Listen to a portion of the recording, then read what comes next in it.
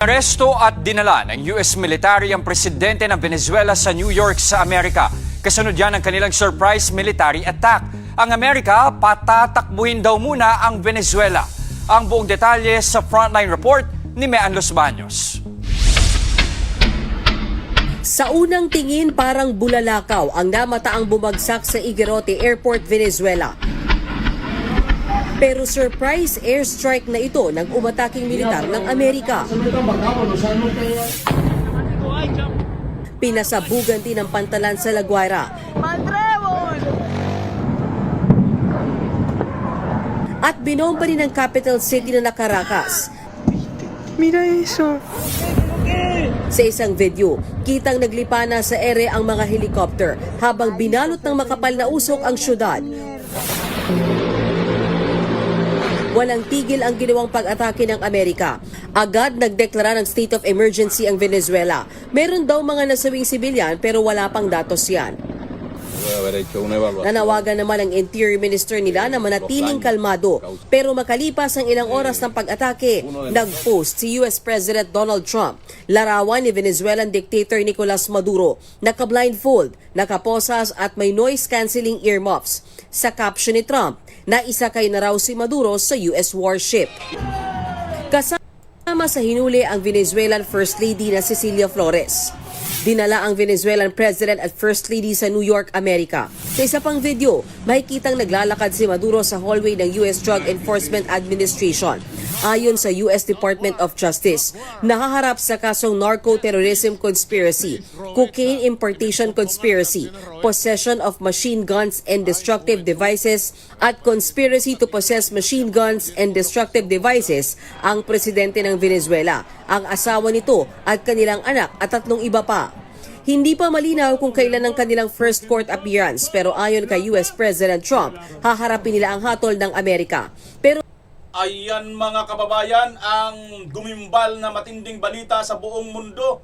Ito nga po ay ang pagka-aresto ni President Maduro ng Venezuela. Mga kababayan, at kapansin-pansin po dito ay ang pagkakahalintulad ng sitwasyon dito sa ating bansa. Ang hindi lang po ganun talaga dahil mukhang hindi naman po siguro itong ating presidente ay importer, exporter nitong illegal na cocaine or droga dyan nga po sa Amerika, which is ayon sa kanyang ate na si Senator Amy Marcos, ito po ay nagbabangag at nag-aadiktos lang po mula pa po ng kanilang pagkabata hanggang ngayon na tumanda na po at naging presidente ito. Mga kababayan, ano po ba ang isa pa sa pagkakalintulad dito? Yan po ay kanyang pamilya at kanyang asawa. Same din po ang sinasabi ni Senator Amy Marcos. Now ang tanong na lang, si Maduro ba at si President Marcos ay posibleng parehas ang kahinatnan at sapitin? Sapagkat sila po ay parehas presidente. Pero isa pang tanong mga kababayan, parehas ba silang kaalyado ng Amerika para maganap po ang nangyaring ito kay Maduro? Yan siguro ay alam na po natin mga kababayan ang sagot sapagkat ang presidente po natin ng Pilipinas ay talaga naman himudpuit dito kay Trump. So malabo po siguro mga kababayan na arestuhin itong si Marcos Jr. sa pamamagitan lang po nung sinasabi ni Senator Amy Marcos na itong kanyang kapatid ay di umano ay adikto sa illegal na cocaine mga kababayan. Now, ano po ang mangyayari dito? Ang mangyayari dito ay titingnan na lang po natin kung ano po ang magiging development sapagkat tungkol po sa mga aresto-aresto ngayon, tungkol po sa mga nakulong na pinangako na naman po, nambudol na naman po ito si Marcos Jr. na sinasabi niya ay bago magpasko or wala pong magpapasko, walang mere ang Christmas dito po sa mga politiko na mga sangkot at ito pong mga kontratista at ito pong mga trabahante ng DPWH. Ang problema ay ang nakasuhan at nakulong, ito lang pong Diskaya. Kawawang mga Diskaya mga kababayan. Ngunit, wala pong congressman, senador na napakulong, ito pong Marcos Jr. Maliwanag na isang pambubudol na naman po sa taong bayan. Ngayon, dito po siguro natin makikita mga kababayan kung bakit at ano ang dahilan itong si Marcos Jr. ay umpisa pa lang ng kanyang administration nanikluhod na kaagad dito sa Amerika. Ito siguro kabayan ang naging dahilan sapagkat alam po ng lahat na imbes sa paway dalhin ang kanyang ama at ang kanilang pamilya noong sila ay mapatalsik ang diktadoryang Marcos Sr., doon po sila sa Hawaii dinala. So sino ba ang may-ari at sino ba ang presidente ng Hawaii? Di ba ay Amerika? Yan po siguro mga kababayan kung bakit nanikluhod itong Marcos Jr. Mayroon pa po tayo mga pasabog at matinding mga umatigabong balita ngayon. Kabayan, arestado po itong si dating General Romeo V. Puques, ang ating hinahangaang general na nagsisiwalat lang po patungkol dito sa mga nagaganap na mga korupsyon. Ang problema, yung mga korap na mga politiko, yun ngayon ay nagtatamasa at nagpapakulong pa sa katulad niya na nagsisiwalat lang naman po ng mga katiwalian nito pong ginagawang ng mga magnanakaw na mga politiko. At si Governor Chavit Singson, may live press conference at mga matitinding pasabog ang ating matutunghayan dito ngayon mga kababayan. Yan po ang lahat. Samantala, bago natin tunguhin ang mga detalye ng ating pag-uusapan, ako muna ay makikisuyo sa inyo na pag napanood, dumaan po ito sa inyong mga newsfeed ng ating video. Paki-like, paki-share po sana at subscribe na rin sa hindi pa po nakapag-subscribe. Pwede rin po kayong mag-support sa akin channel sa pamamagitan ng join button. May bayad po yon. Pero kung gusto nyo po mag-suporta at walang bayad, subscribe lang po at like and follow lang po itong ating YouTube channel. Wala pong bayad yan. Alright? Maraming salamat po sa lahat ng walang sawang sumusuporta sa atin. Tunguhin na po natin ang mga detalye ng ating mga balita. Ito na, ituloy na lang po natin ito mga kababayan. Itong tungkol dito sa pagka-aresto nitong President Maduro ng Venezuela. Ayon kay US President Trump, haharapin nila ang hatol ng Amerika. Pero malinaw sa Amerika na success ang kanilang misyon. Maduro and his wife will soon face the full might of American justice and stand trial on American soil. Nag-ugat ang pag-atake ng Amerika sa Venezuela dahil sa umano'y drug smuggling boats sa Eastern Pacific at Caribbean Sea. August 19 pa nung nakaraang taon nang mag-deploy ang Amerika ng missile destroyer sa katubigan ng Venezuela. September nang unang mag-missile attack ang Amerika. Ang tanong ngayon, sino ang magiging leader sa Venezuela? Sagot siya ni Trump, We're going to run the country until such time as we can do a safe, proper, and judicious transition. Amerika rin daw ang hahawak ng oil reserve ng Venezuela. Tinawag naman ng mga Venezuela na imperialistang pag-atake ang ginawa ng Amerika. Nagbabalita mula sa Frontline, Mean Los Baños, News 5. Ayan mga kababayan, so hindi na po natin naasahan dito ang Pilipinas na kundinahin siguro ito mga kababayan, bagamat leader po siya ng ASEAN, sapagkat alam naman po natin itong si Marcos Jr. ay siya po mga kababayan ay matindi pong kaalyado ng Amerika. Wala naman po tayong problema dyan dahil nga po ang Amerika ay gusto rin naman po natin. Ang problema lang po dito mga kababayan, ito po ay ang panganib ng precedence ng ginawa po ni Trump. Sapagkat hindi lang naman po si Trump ang malalakas tungkol sa kapangyarihan sa buong mundo at economy. Hindi lang po sila. Mayroon po dyan China, mayroon pong Russia na handang-handa po sa lahat ng aspeto. Sa economy, sa warfare, di ba? Kompleto po sila dyan mga kababayan. Napakalakas po ng mga bansang ito. Ganon din po yung China, lalo na yung China mga kababayan. Hindi po natin sa gino-glorify yung China, pero tumingin po kayo sa lahat ng mga technology ngayon. Naungusan na po ng China, no? Ang lahat. Kahit nga po yung Japan mas mabilis pa yung bullet train ng China, no? Yung maglev ba yun, yung napakabilis na 690 km per hour, grabe. Parang mabilis pa yata sa eroplano yung mga yun, So, mayroon pong mga ganyang technology. Lumilipad ng mga sasakyan, nagiging submarine na kotse, di ba? Lumilipad na kotse, nagiging submarine na kotse. Saan wala na, no? Saan mo papadaanin? Sa tren, kanila na. Pagkatapos may mga robotic na rin na mga tao, humanoid robot, plus mayroon pang mga Grab, no? Yung mga over na wala nang driver, as in ibubok mo siya, pupunta sa iyo, walang driver, nakakatakot sumakay, Ganyan po katindi ang technology ng China ngayon. Hindi po natin sa pinupuri at kung ano pa man, pero reality po yan mga kababayan. At ito ang sinasabi nating precedence, ang panganib po dito, baka gayahin ito ng China, gayahin po ito ng Russia. Sapagkat alam naman po natin, itong mga ito na napakalalaking mga bansa, may capacity po sila, no, na magdikta or gawin po nila ang kanilang gusto anumang oras, sapagkat sila po ay makapangyarihan na mga bansa, mga kababayan. Ang China, hindi lang po basta sa technology, kundi economy. Buong mundo, mga kababayan, wala ka po yatang nakitang bansa na walang Chinese community na mga business, di ba? Yung Amerika, hindi ka naman makakita sa iba't ibang mga bansa ng mayroong American American town, di ba? Parang wala eh. Hindi lahat ng mga bansa eh. Pero yung China, grabe, no? Bukod pa sa napakaraming tao nila, bilyon-bilyon ang tao sa kanila. Na mga kababayan, ang panganib lang nito, baka mamaya, gayahin po ito ng Russia, gayahin po ito ng China.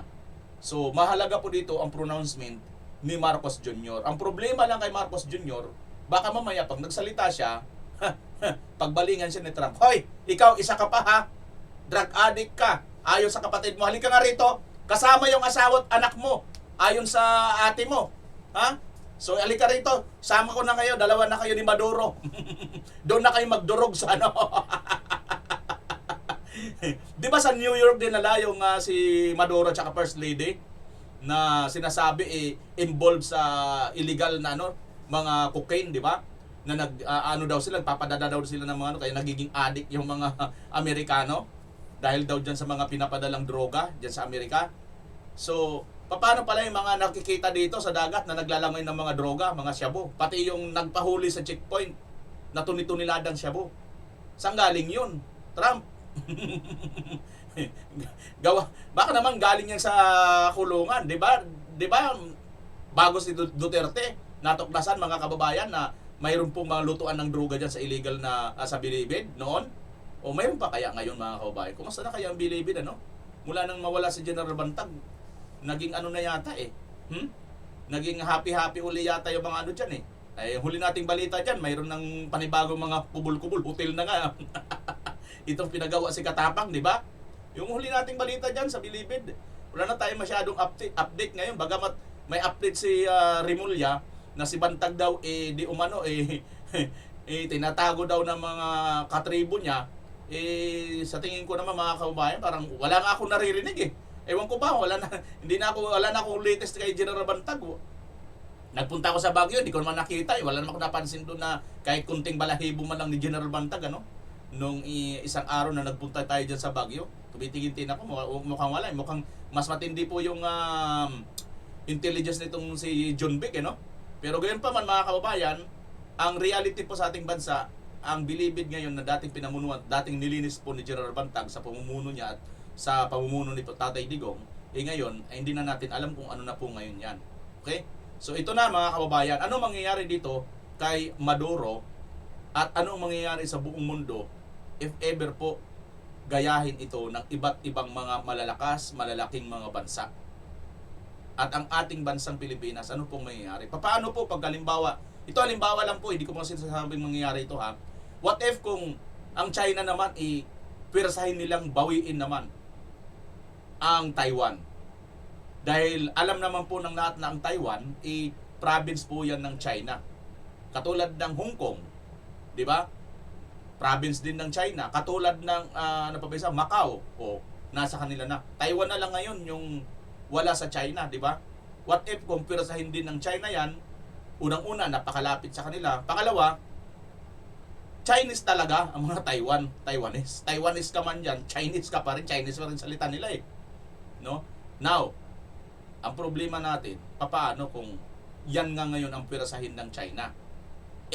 Tayo kaalyado ng Amerika. Ang Amerika ay maraming mga sundalo rito. Ang Amerika sumusuporta sa Taiwan. Adi tayo na ang ipo-frontliner sana nila. Sana yung itong mga bangag, sila sana doon mauna doon punta sila sa Taiwan. Magpagkakataon nyo na ito mga loyalist vlogger. Pagkakataon nyo na yan, yung tapang ninyo doon nyo ilabas sa gera, pag sakasakali. Wag naman po sana mangyari, pero pag sakasakali, yung mga matatapang na mga loyalist tang-tangang vlogger at mga pingtain na mga vlogger, kayo na muna ang frontliner. Doon kayo mag-live. Mag-vlog kayo doon sa harap ng gera. Taiwan versus China. Kayo mga vlogger, mga Pilipino. Sige, tanggol nyo. Pro-China kayo! Pro-China kayo! sige. Kayong mga anti-China, sige, doon kayo. Pero wag nyo gagamitin yung cellphone nyo ng mga Huawei, ha, kasi made in China yan eh. Oh, lahat ng mga cellphone ninyo, mga made in China yan. Huwag kayong gagamit. Puro iPhone kayo lahat, ha, sa bagay. Yung isang vlogger na kilala natin na, alam naman po natin na, nag-ano yun eh, umiiyak din yun nun, walang-wala talaga. Pero ngayon, grabe mga kaubayan. Naninilaw, may sakit na hipa.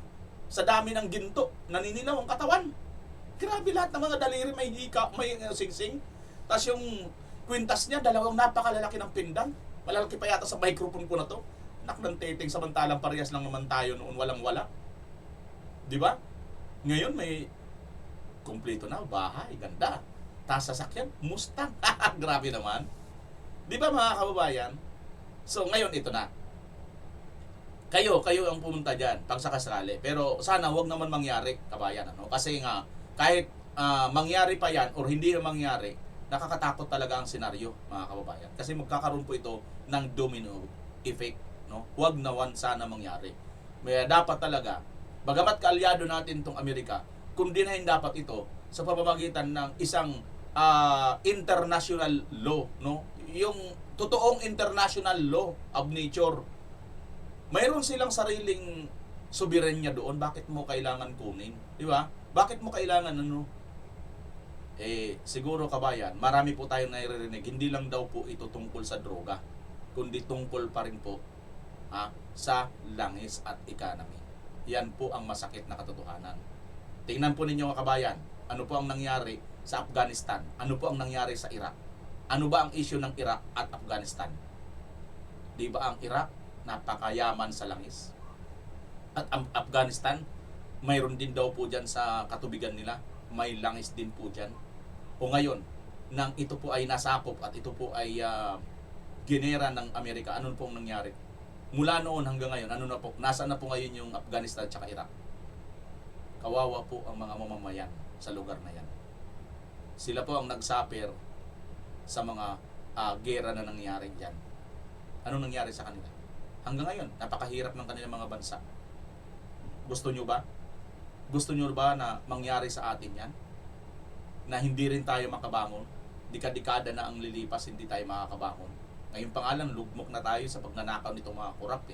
What if pa kung gigirahin tayo ng China? Gigirahin tayo ng iba't ibang mga malalaking bansa? Yung flood control pa nga lang natin, hindi na natin makontrol yung flood Ano pa yung mga bala? Yung bumaha ang bala. Bumaha ang mga kanyon papunta sa Pilipinas. Di ba nakakatakot, kabayan? So, sa tingin ko dito, may malalim pong dahilan. At yun nga sinasabi nila, tungkol daw ito sa langis. Dahil ang Venezuela ay isa sa pinakamalaking pinagkukuhanan ng langis dyan po sa Amerika. Or perhaps, halos sa buong mundo ata, mga kababayan. So yan, ngayon. Ang nakakatakot, nagsalita na dito ang Russia. Pumalag ang Russia at saka China dito sa ginawa ng Amerika, mga kababayan. Mayroon po tayong nakitang post na ganyan, siguro ilalagay ko na lang sa thumbnails, pero mayroon akong nabasa niya na post na itong Amerika, itong Russia at saka itong China ay pumalag dito sa ginawa ng Amerika. Nakakatakot ito, mga kababayan, Sana wag naman po sana mangyari na magtuloy-tuloy ang rigudon dyan. Pero you can just imagine pagka nagkaroon po talaga ng matinding girian, dahil hindi po ito basta-basta mga bansa puro parehas po sila may kakayahan. Sila po itong tatlong ito Amerika, Russia, China, sila po yung tatlo na may kakayahan talaga. Sila yung may kakayahan ng matindi pong digmaan po pwede nilang kayanin, Tayo, saan tayo? Wala po tayo, sa parang kuto-kuto nga lang tayo, mga kababayan, pag kumpara. Kaya ang magagawa lang po natin, manalangin na lang po tayo na sana ilipas po sa atin ang mas matitinding magiging sakuna, bukod pa po sa mga bagyo, lindol na hindi na po natin kinakaya, na hindi na po natin kayang solusyonan. Ultimo yung mga baha lang, ultimo yung mga kanal, mga imburnal, mga kailugan dito sa ating bansa, usok na mga maraming sasakyan, traffic pa nga lang pag-uusapan, mga kababayan, di na natin kayang solusyonan. Gera pa kaya?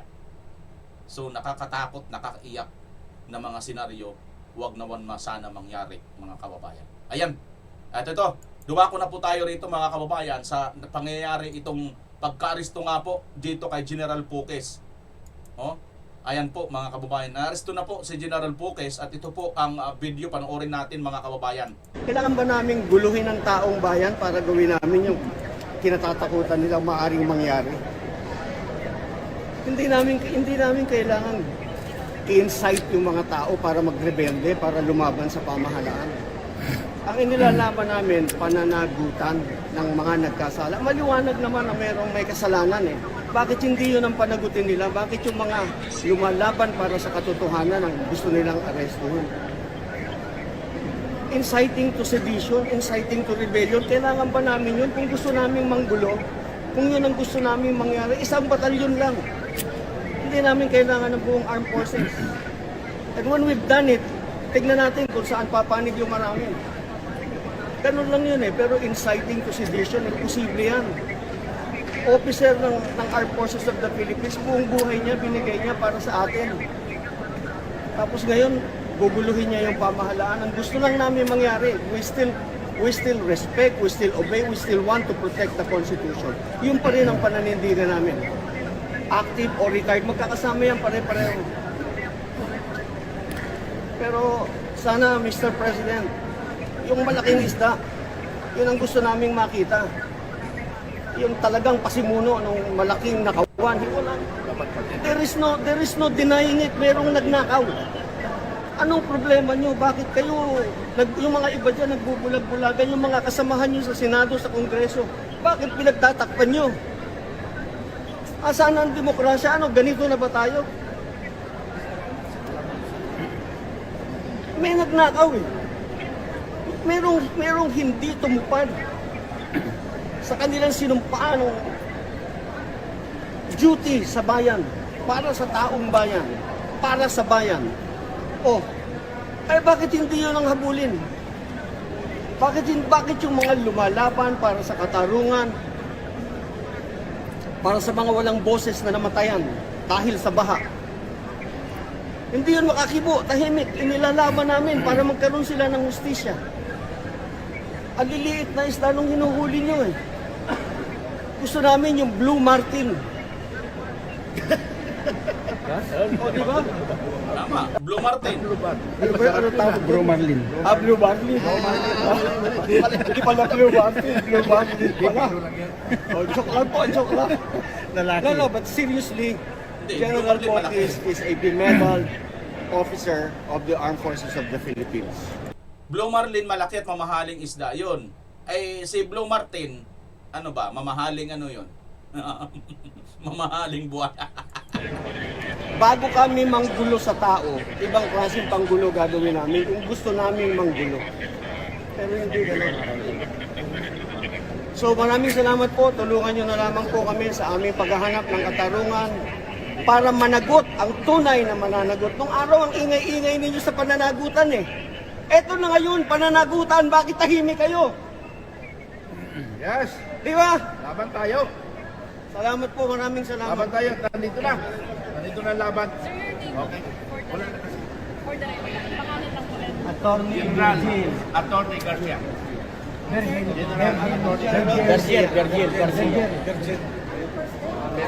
General and same time attorney.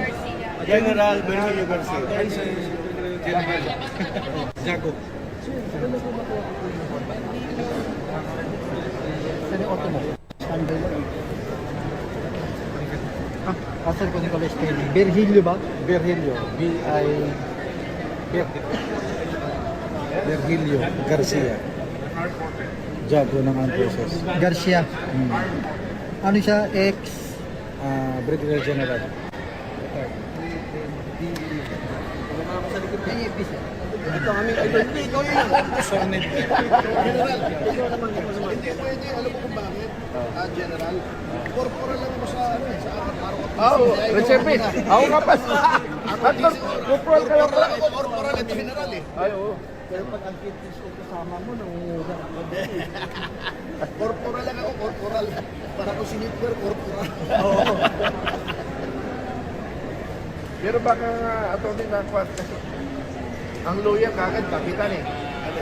Hindi, hindi, ROTC. ROTC ano na. Na-upgrade yan eh. Kaya na-apply. Hindi ka naman ako na-service eh. Ano, Hindi ka rin na-service ako kasi nag-ROTC ako. automatic ka. Pero corporal lang ang rank ko. Para apply tayo para kapsin. Kasi hindi naman ako nag-COCC. Hindi naman ako nag-COCC. Pwede ka makinutan ka rin sa live. Naka-live na ito. Gagawin natin.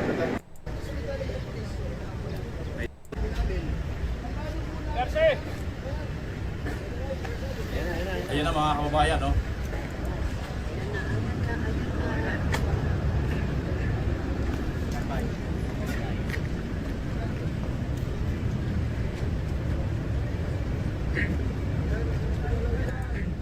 Habang dumadaan si mga kababayan, mayroon pa ako mga nakita rito. China, Russia, Iran unite against Maduro's US arrest. Sabi pa rito mga kababayan ng isa pang headline ng CBNC TV, USA cross unacceptable line. Sabi pa rito pati Brazil mga kababayan, no, armed act of aggression China, Russia, Brazil in Iran. Naku po. Trump's kidnaps Maduro. Is Russia, China, Venezuela axis forming against the US? Naku mga kababayan, itong nakakatakot, no? Ayan na. Ayan na mga kababayan. Lawyer! Lawyer!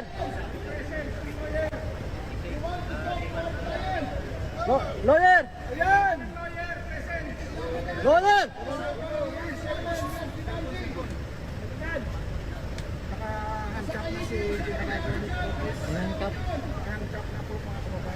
So ayan na, niresta na siya. Salamat po sa mga kabayan.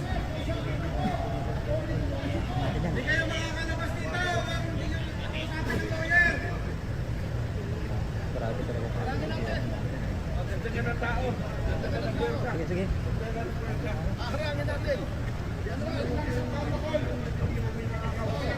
Taong bayan ang batas. Taong bayan ang batas natin. Dapat may lawyer, papasukin. Ay, gusto po namin makausap yung, Hindi yata siya kuwan. gusto namin makausap yung commander ng arresting officer. Arresting yung arresting. Okay, arresting team. Gusto namin makausap yung senior commander. Yung ating leader dyan. Yung ating leader. Pwede isasakay na wala naman ako. Papasukin yan. Pag walang lawyer yan.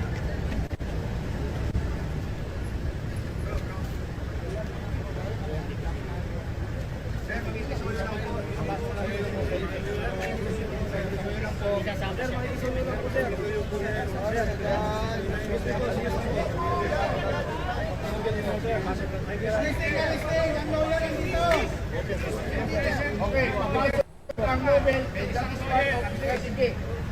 Papasukin natin. O, papasukin na muna ang ambulansya.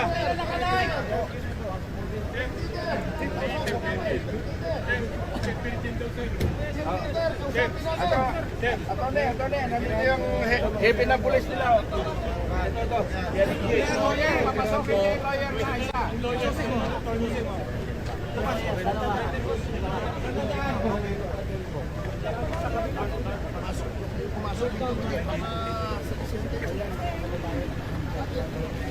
Dito nadaan daw, lawyer.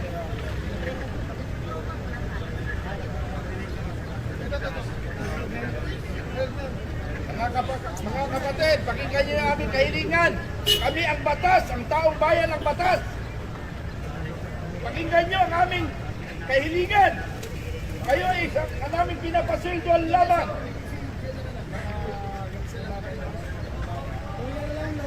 Huwag tayong susunod sa illegal na order.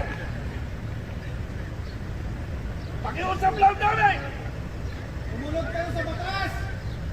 Huwag tayong susunod sa illegal. Sundin natin ang proseso. Kayo mismo ang lumalaban sa batas.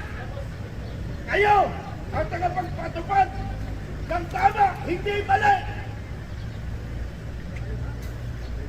Dapat marinig nyo, maintindihan nyo ang sinasabi namin. Simple lang naman, lawyer. Makipag-usap ang lawyer, tuluyan.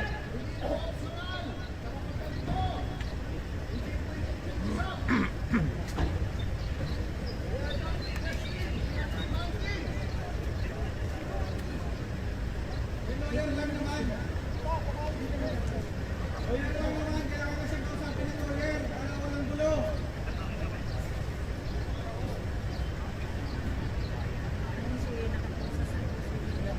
Ayan, at least, di siya, nakita nyo. Narinig nyo lang, taong bayan. Narinig nyo, taong bayan. Hindi na umira ng batas. Yung lawyer, ayaw patuloyin. Ito ang tinatawag batas militar, silently. Hindi na susunod ang tamang proseso sa batas. Violation po yan ng constitutional right. Ang ina-arresto ninyo. Kayo ba ang mga ordinaryo Pilipino? Pumapayag kayo na. Oh, ano na sa kabila? Wala tayong nagagawa. Ayan, mga kababayan. Yan, hindi tumutupad sa batas. Ang kinilang na kinita. Upang ina nyo kinita. Ayan, kinignan! Ayun, kinignan nila!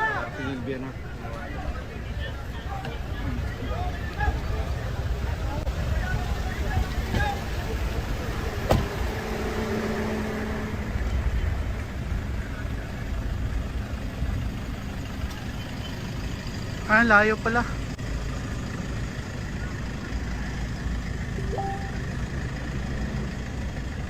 Ayan mga kababayan, so si General Poques ay binitbit na nga po nila at nakita na po natin dito na naka-handcuff na po mga kababayan. Ayun po, tinaas niya po ang kanyang kamay, ano ho, kani-kanina lang mga kababayan, at siya nga po ay sinakay na po dito. Ayan, ayan po mga kababayan. Itinaas niya po rito ang kanyang kamay para ipakita po na naka-handcuff na po siya. Ayan, oh. Ayan mga kababayan, so si General Poques mayroon po siyang pusas. At ito nga po, nasa loob siya ng sasakyan na, dinala na po siya dito. Siguro dadalhin po siya sa CIDJ or sa police station ng Quezon City mga kababayan. So maliwanag po ito na si General Poques ay kaisa po natin sa panawagan patungkol po dito upang mapanagot ito po mga nangurakot dito po sa gobyerno, particular ito sa mga flood control, ang mga magnanakaw ang dapat managot. Ang problema mga kababayan, instead na mapanagot at makulong ito pong mga magnanakaw na mga politiko at mga kontratista at mga taga DPWH, ay ito pa tuloy ang mga nananawagan katulad ni Congressman Kiko Barasaga, at ito na nga ngayon si General Poques ay sila ngayon ang ikukulong at kakasuhan. Ang tindi mga kababayan ng ating administrasyon na ito. Bangag kasi ang ating presidente. Hindi yan magagawa ng matino at hindi bangag na presidente kabayan. O, diba? So ganyan po ang nangyayari sa ating bansa ngayon mga kababayan. O, speaking dito mga kababayan, sa atin pong napanood, ito po yung mga, papakita ko na lang sa inyo mga picture mga kababayan, kasi nga ay baka mamaya i-copyright tayo, no? I-copyright po tayo nitong mga tawag nito. Baka copyright po tayo nitong mga may-ari nitong mga channel, kasi mga international channel yan eh.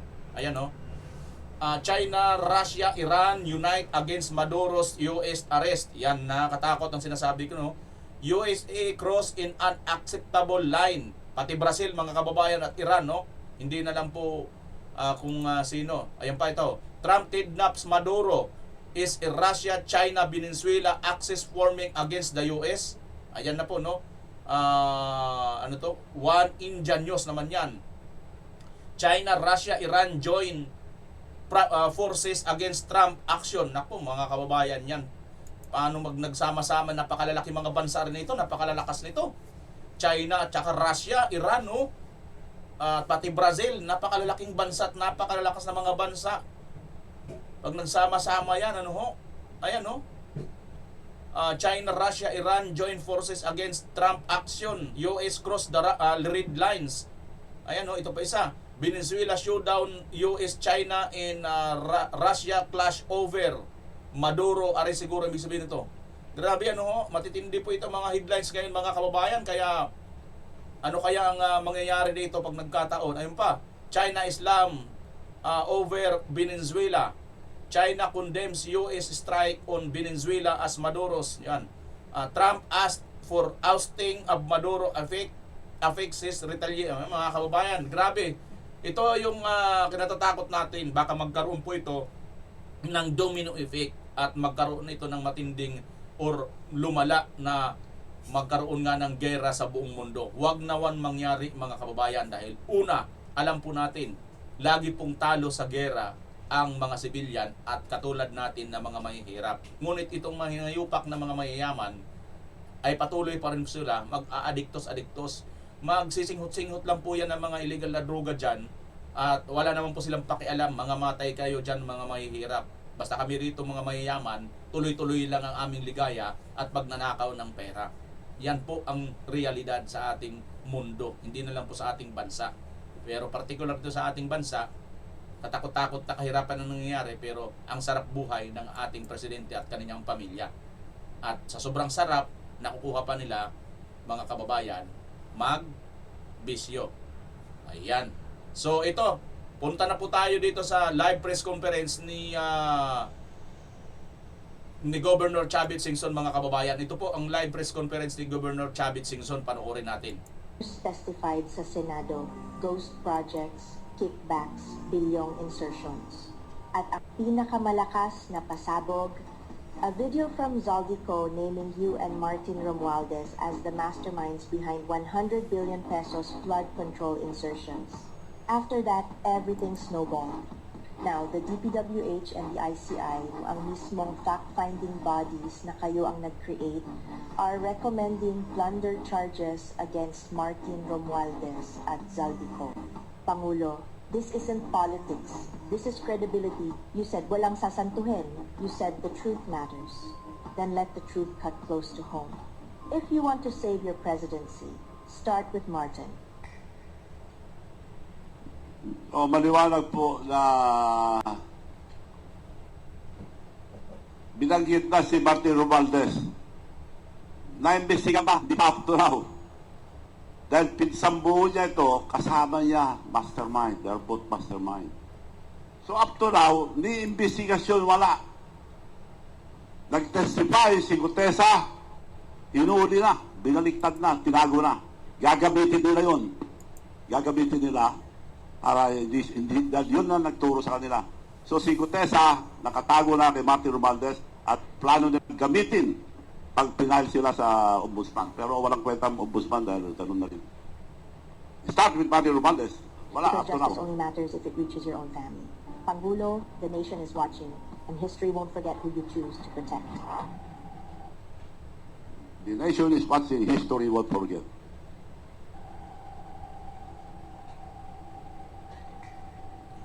Unti-unting lumalabas ang katotohanan sa flood control project. Corruption started in 2023, 2024, and 25. Gumagawa na sila ng pera noon, 23, 24, 25. Pinakamalaki yung 25.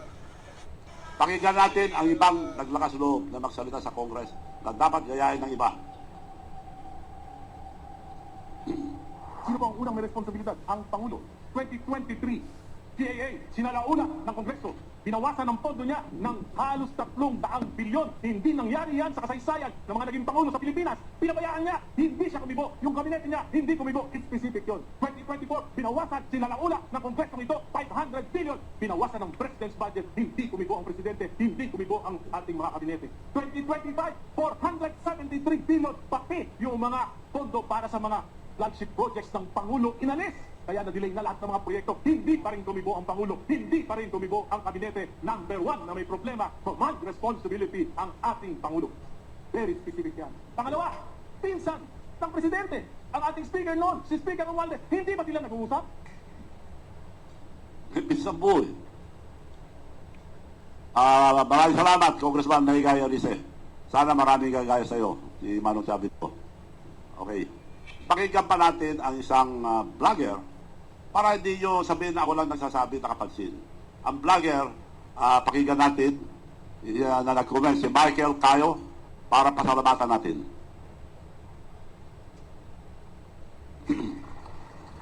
Kung dalawa lang nakakaalam, Romualdez at Saldico, yung ibang mga politiko na kinabang, ang alam nila si Saldico at si Romualdez lang. Pag ang presidente ngayon ay inimbestigahan yung ibang kasama sa baba, legit yun. He can do that. Kapag inatake ko at gusto kong ipakulong yung ibang involved, can I do that? Without implicating myself. I become a hero.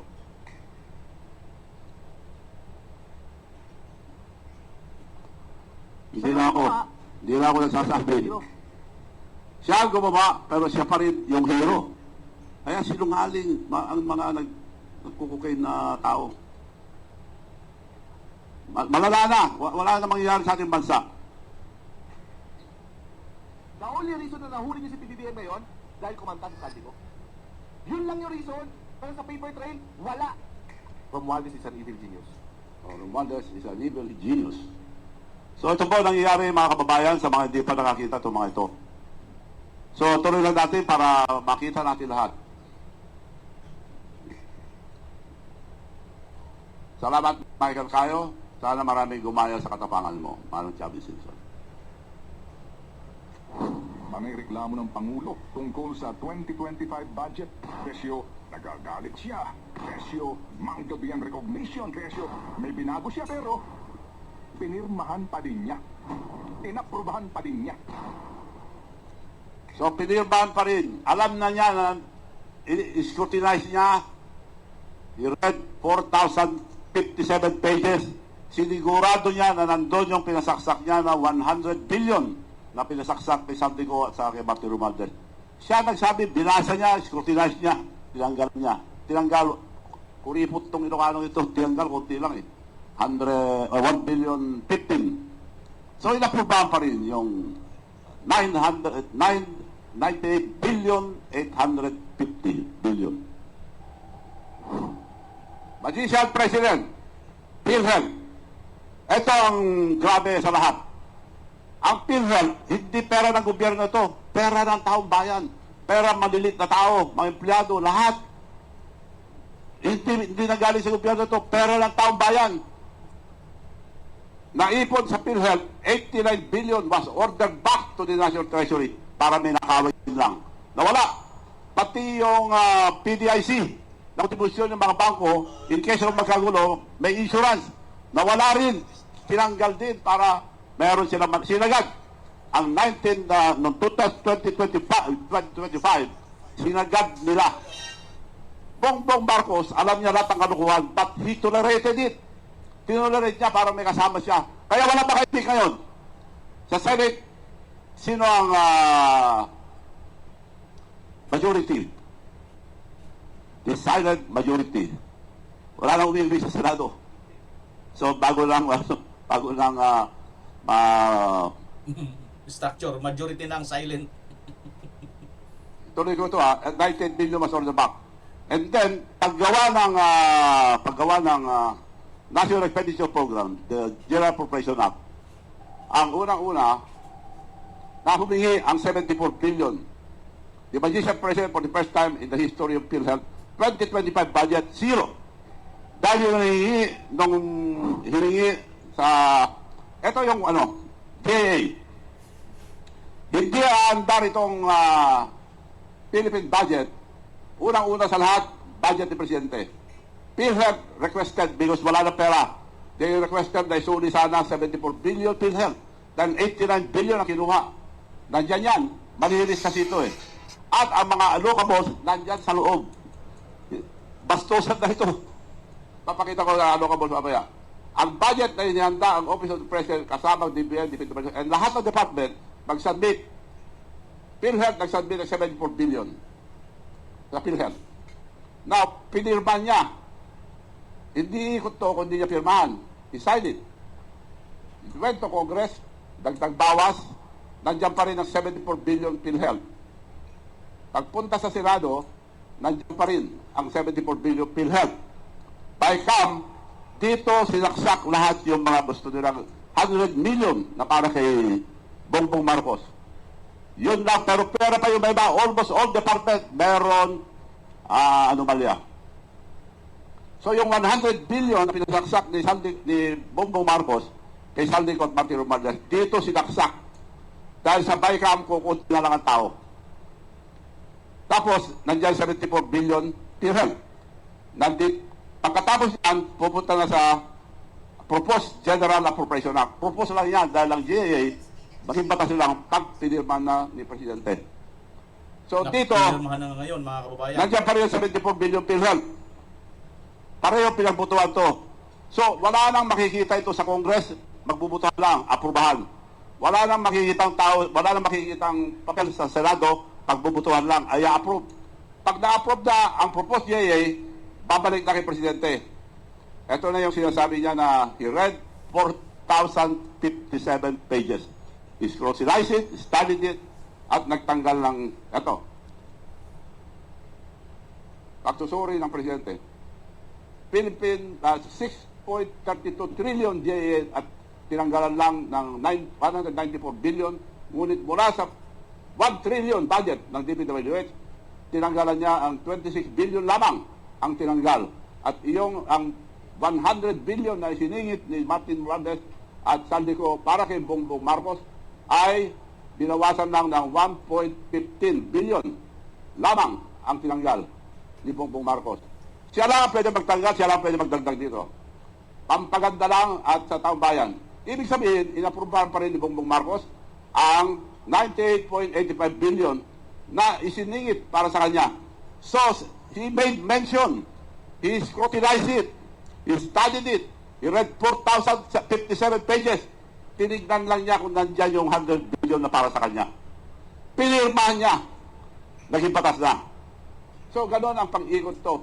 Now, magician ka ako, now you see 74 billion PhilHealth sa DEP, now you see 74 billion PhilHealth sa Congress, now you see 74 billion PhilHealth sa Senado, now you see sa BICAM 74 billion PhilHealth, sa proposed GAA 74 billion PhilHealth, pagbalik sa kanya, nawala. So, magician ka ako, now you see, now you see, now you see, now you see, now you see, now you don't. Magaling na magician. Hindi lang kurap, magician pa. So, anong klaseng gobyerno ngayon dito? Gising ang ating mga kababayan. Magising tayo lahat. Huwag tayo pabudol. Maliwanag. Nandito na ang prueba lahat. So, mga abogado, alam nyo lahat to. Nandiyan ng prueba. So, of the 100 billion insertion of Saldico and Speaker Martin Romualdez, first kasi ng BBM, for Bongbong Marcos, BBM vetoed only 3 projects worth 115 billion. This means he approved the rest of the 98.85 billion insertion, of which they delivered to Bongbong Marcos. 25% commission. Aliwanag po yun. Pinirma niya.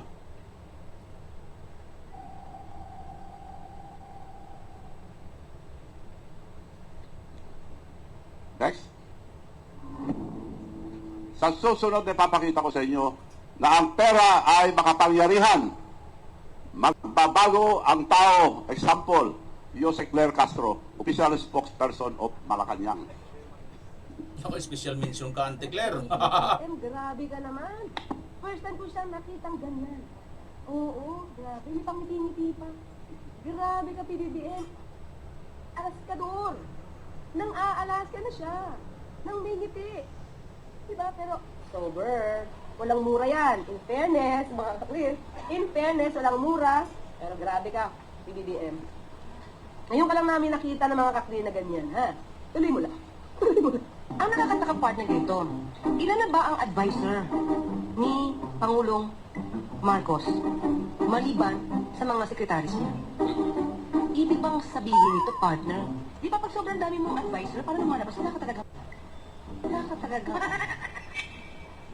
Wala ka talaga. Wala ka talaga.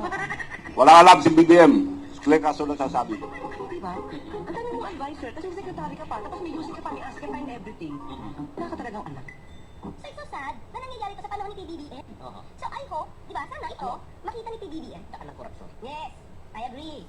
At ang MIF, oras na makuha niya, kopya ng bail. Ay, talaga? Siyempre, Eh, teka lang, hindi niya nababasahin? May firma na lang siya basta-basta? Urgent nga. Urgent. Urgent. Ganon? Oo. Ikot ha? Ewan ko lang, siyempre. Babasahin pa yan ng Pangulo bago niya ito pipirmahan. Oo, dapat yun, partner. Diba? Dapat basahin niya muna. Hindi naman pagkabigay ka niya, pirma na agad. Ano yun? Babasahin ba ba? Kasi urgent nga. Ay, naku, partner, di ba? Pag binabasa natin itong mga news na to, bakit pa parang ang nangyayari ngayon, partner, especially itong sa mga lawmakers natin, parang sila yung nagiging lawbreaker. Di ba? Lawmaker na lawbreaker. Di ba? Partner, doon pa lang sa pag-certify na urgent ito, hindi na ito naaayon sa Constitution. Kasi mag-certify ka lang as urgent at pwede madaliin. Kapag meron tayo, pag may public emergency, o yung kinakaharap mo na yung calamity. Ngayon, nakita nyo, attack dog laban kay BBM ito. After 13 days lang, yung last na banat niya kay BBM, after 13 days, Claire Castro was appointed USEC of the Presidential Commission Communication Office with a budget of 2.4 billion. Nagbago na. Attack dog pa rin, pero tuta na ni Marcos. Ang pagsasampa po ng kaso ay hindi pang office lang. Kailangan po talaga ng ebidensya. Hindi po ibig sabihin na po siya ay dinamay. At alam po natin, at alam din po ng Pangulo na siya ay walang kinalaman dito, at saka po mismo ang nagsimula ng pag-iimbestiga ng mga anomalya flood control projects, hindi po siya nababahala. Dan alam po niya katotohanan, at kami po mismo ang magbibigay sa inyo ng mga detalye para malaman po ninyo mga sinasabi ko ay pawang at ang isip lang. Sinungaling ito ang spokesperson ng Malacanang. Noon, inaatake niya si Marcos. Ngayon, pinagtatanggol na niya. Attack dog noon, pero tuta na ni Marcos ngayon. So, doon tayo sa ano.